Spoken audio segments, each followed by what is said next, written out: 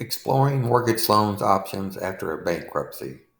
How to qualify for a mortgage following a Chapter 7 or Chapter 13. How long after a bankruptcy can you qualify for a mortgage loan?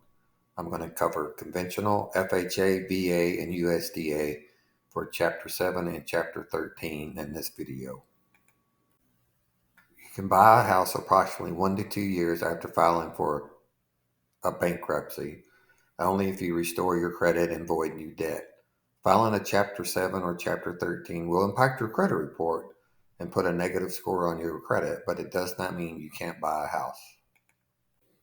Chapter 7 bankruptcy is the standard bankruptcy that you take to wipe out all your debts, and the no is reaffirmation with your current creditors.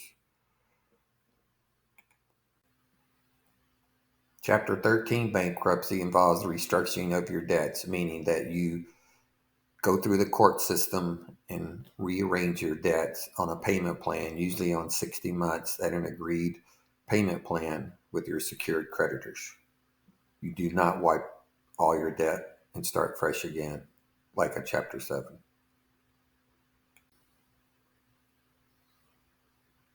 For a conventional loan in Kentucky, you need to be 4 years removed from a Chapter 7 and 2 years from a Chapter 13.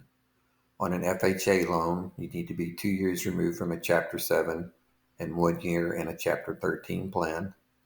On a VA loan, you need to be 2 years removed from a Chapter 7 and a Chapter 13. You can be in it for 1 year.